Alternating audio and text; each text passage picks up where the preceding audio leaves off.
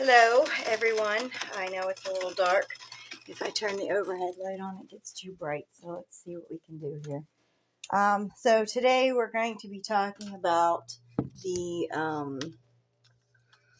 dyeing process, and I am going to be using emerald for my color. Now, this is the RIT dye that we're going to be using, and I know everything's going to come up backwards in here, but this is the one that is for cotton, linen, rayon, silk, wool, and nylon. And I really like this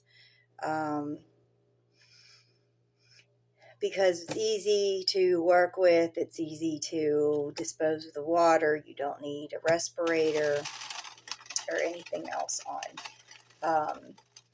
Since I'm doing this live, I actually have my water on just to simmer to keep it warm because of what we're going to be doing. So for this, since we're doing cotton, you're going to need your work that you're going to dye. Read the directions on the back. It says to use gloves. I usually don't use gloves because my hands really aren't down in it. I have a metal spoon that I use to stir things, and I don't use it. So this is going to be a short one to get you all started, and then we'll come back with the second process. So for this, if you're dyeing a lot, calls for like 3 gallons of water for a pound of yarn or a pound of shirts, which is like 2 large t-shirts. For this, since we're doing something small, I am using 1 gallon of water. I actually use this little pitcher. It holds 1 gallon, so I fill this up. Since what we're doing is so small, I'm using 3/4 of a gallon of water. So for 3/4 of a gallon of water, I use 1 ounce of RIT dye.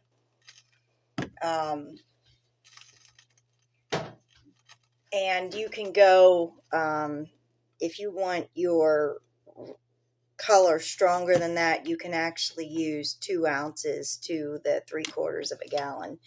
I find with RIT dye that I get a pretty good coloring.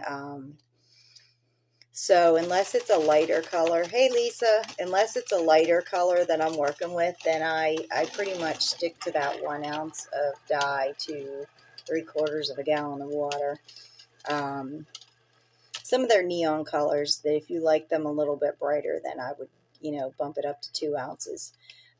So what you're going to do is you're going to get your 3 ounces or your 3/4 of a gallon of water, or how much you want to use depending on how many projects you're dyeing at one time.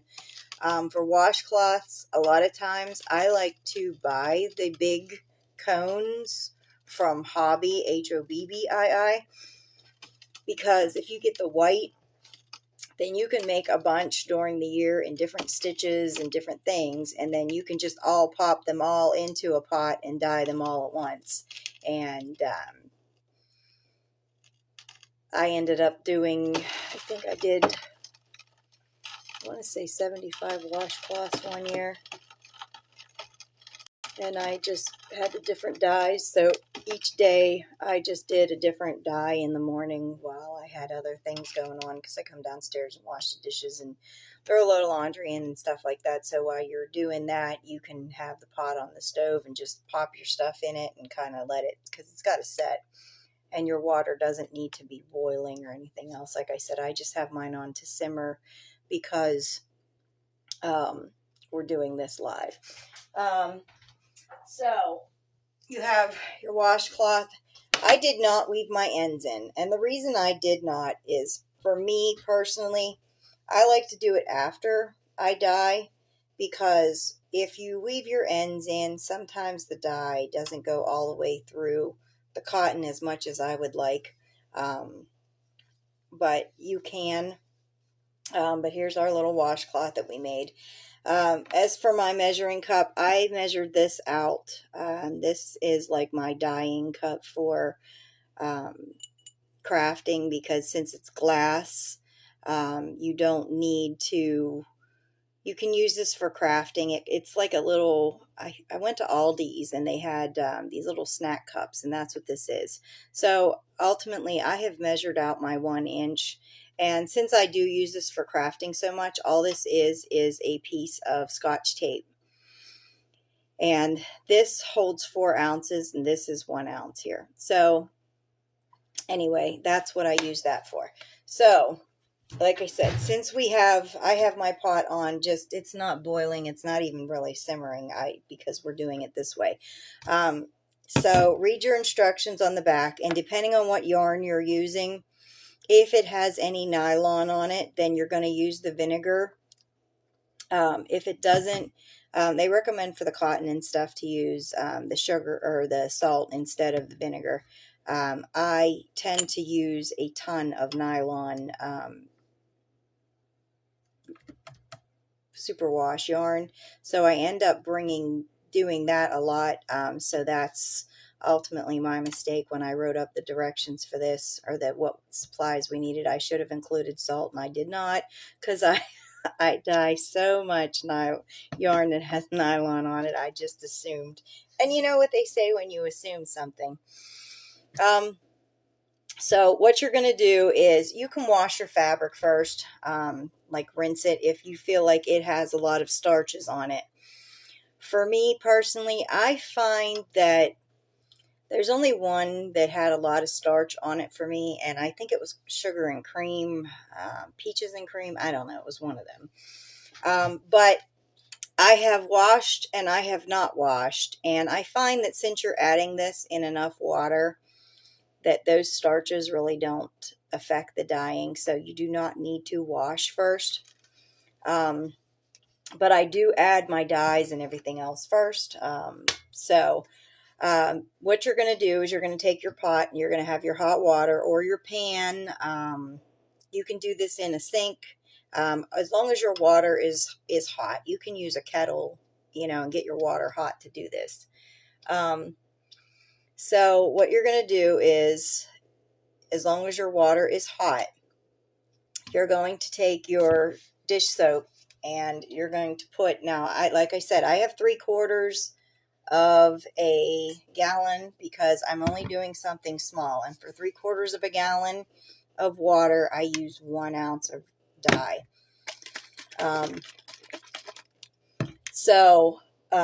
You add your dish soap in, and it kind of will work itself around when you do this anyway. So then what you're going to do is you're going to measure out your RIT dye, and make sure that you shake these. I have never gotten one with a lot of settlement on the bottom, but I have seen where people have, and I think that part of that has to do with shipping in the wintertime. If the load sets overnight, maybe freezes or whatnot like that. So this is extremely dark, but this is emerald that I'm using, and when you pour it out, it almost looks like a really, really dark blue. So once you have your water and you can, I know a lot of us that like to cook will swish it around, and it doesn't matter because you're going to get bubbles because there's soap in there anyway. Like I said, as far as wearing rubber gloves, I don't. You can if you feel like you're going to have your hands in this more. I use a big, long metal spoon. And that's, for me, that's more toward the end of the process anyway. So, but you're going to take your dye and you have your hot water. And do not use aluminum for this. I do not recommend that because it will stain like there is no tomorrow. So after you have your water and it's warm, you're going to add your dish soap, and then you're going to add your dye or your salt first. It depends. Some people that like to cook like to just kind of add things, and other people kind of follow the direction to the T. It recommends that you add the salt. For me, I like to add my salt after I add my dye because I like to kind of see the consistency of the water and what kind of coloring I'm going to get, because I feel like if you look in there and it's too opaque, I like to be able to add the dye color first. And you can do them either way. It's not going to mess anything up, but you add your dye, and then I just rinse my cup out in the water a little bit, and you'll see that there's still going to be a little bit of dye in there.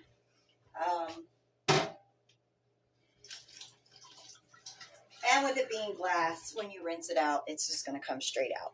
So I have my dye in the pot, and I know this is going to be super hard for you guys to see, but that is really dark. You cannot even see the bottom of the pot here. That's more of the glare. So, but that's what it's going to look like. So then what you're going to do is you're going to get your measuring cup, and I have everything all set out, and yet I don't. You're going to add your salt. Now you're going to add a cup of salt, and of course, when you clean the kitchen as you go along, you end up putting stuff away that you really need. So this measuring cup I got at a yard sale. I go to a lot of yard sales and look for things that I can find for crafting, and I wanted a glass measuring cup because you can mix so much stuff in this and it will still hold up. And you know, glass to me cleans up better. It's easier. Plastic tends to stain over time, and so then what we're going to do is you're going to add your cup of salt into your dye. And since the water's hot, ultimately this will kind of break down and absorb pretty quickly. So there's no need to worry about much of that. So whether you use a metal spoon or plastic spoon, whatever, you want to make sure that you're not cooking with this again. And then all you're going to do is you're going to give this a light stir.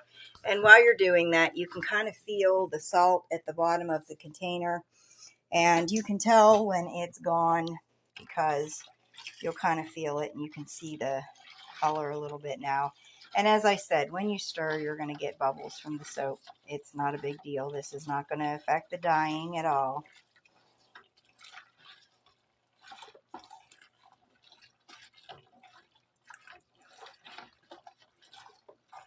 And I know some of you are going to ask, say I wanted to do a project later on.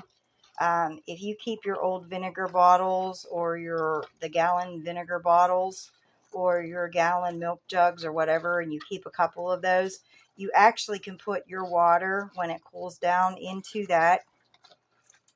And say you wanted to dye another batch in a couple days, you can actually reuse that water. When I do that, I usually do add another ½ an ounce of dye, and I will add about a quarter cup of water. So far, does anybody have any questions about what's going on? I see Anna and Lisa and Clara and Sandra.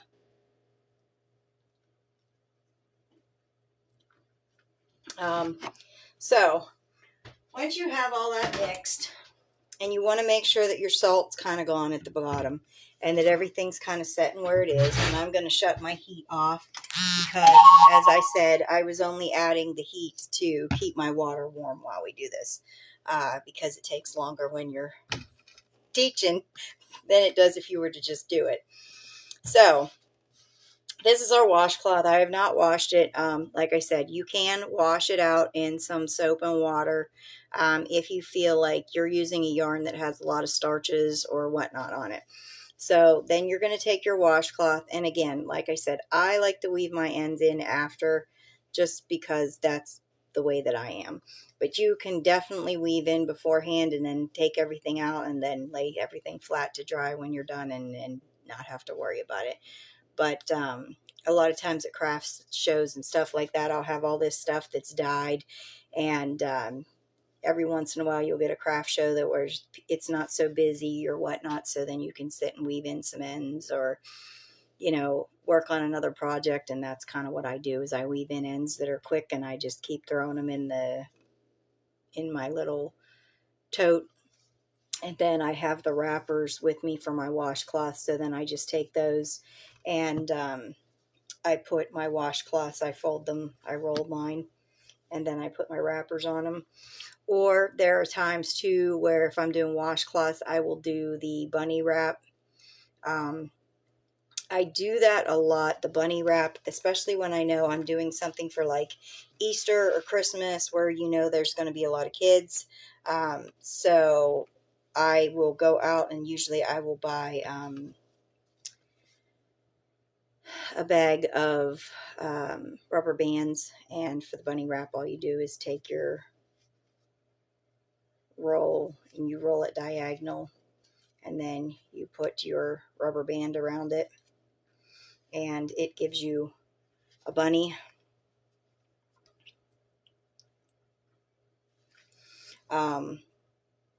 And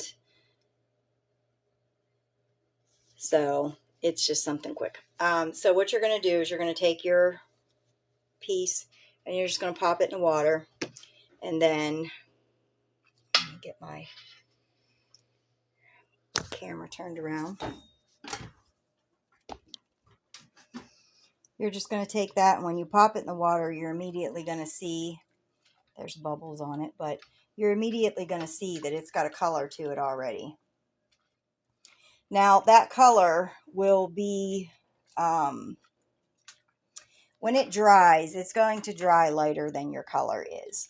So at this point, when your color is on there and you look at it, you can see this will get darker if you let it set in there longer.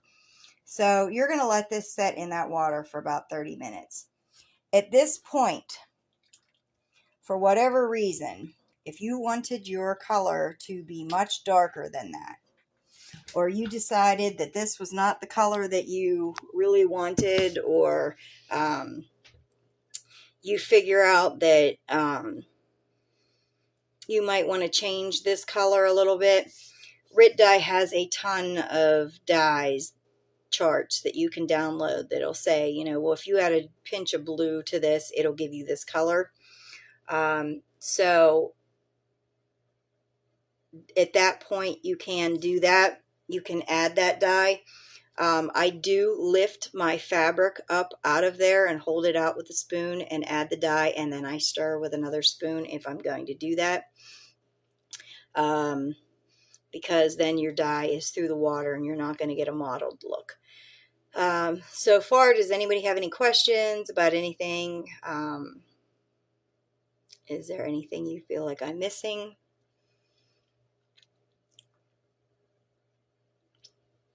And like I said, with the Rit dye right now, if I put my nose over that pot, the only thing I can smell is the dish detergent that I use. So you can use any dish soap that you want to use. It doesn't matter if it's lemon scented, basil scented, whatever.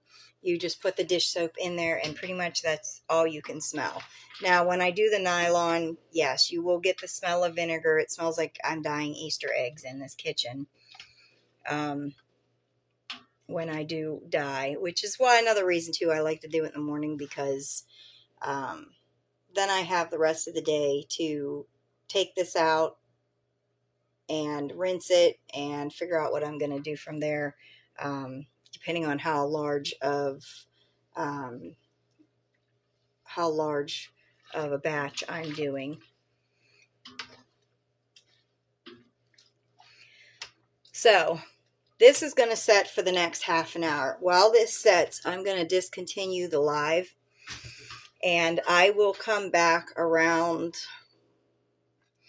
it's 9:30 now, so I will come back around 10 o'clock, and show you what we're going to do and what this color that you got with it was. So think about if you have any questions about anything that I mentioned, or if there's anything else that you want to know, and then we will go through the next step of all of this. And like I said, it's really easy to dye any of this. And I do like the RIT dye because it's super easy. It's beginner friendly. It's, you don't have to worry about respirators and powders. And yes, you can get RIT dye in the powder form, but I kind of like the liquid form just because of the fact that you don't have to worry if you don't dye for a while. You don't have to worry about that powder setting up or moisture getting to it or anything like that. So, like I said, the longer this sits, the darker that it'll get. It'll ultimately reach a point where it will stop getting darker. And when you rinse this, there will be some dye that comes out of this, but it's not going to be a whole lot. And on top of that, when you rinse it, once it dries, it will dry a bit lighter. So don't panic. Let me get this turned around again. Okay, now you can see we've only had this sitting in there a little bit, and you can tell. And this is much darker in person than it actually is showing up on camera. It's actually showing up almost a teal here, where it is a nice green here. And this is the color that I want to go for anyway, so I am not going to add any more dye. And if you look too, when I stir the water, you can see there's still a good bit of dye. See that? There's still a lot of dye left in this water. So there are times where if you dye like a big batch, you can see like your dye will dissipate out of the water. And it will with RIT dye, depending on how much you dye. But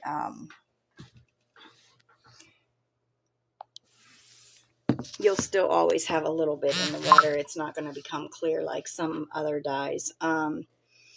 So does anybody have any questions? I'm not seeing any comments, so I'm not knowing if that has to do with the live or if it's more...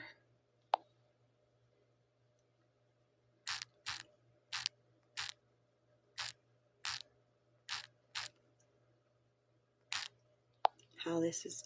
Okay, there you go. All right, so think about it. If you guys have any questions that you're thinking about, or you joined late and you're going to rewatch the video and you have another question, let me know. And then after this sets for 30 minutes, about 10 o'clock, I will come back on and I will show you the next step for all of this. So I will see you in about 30 minutes, and have a great morning, guys. Bye.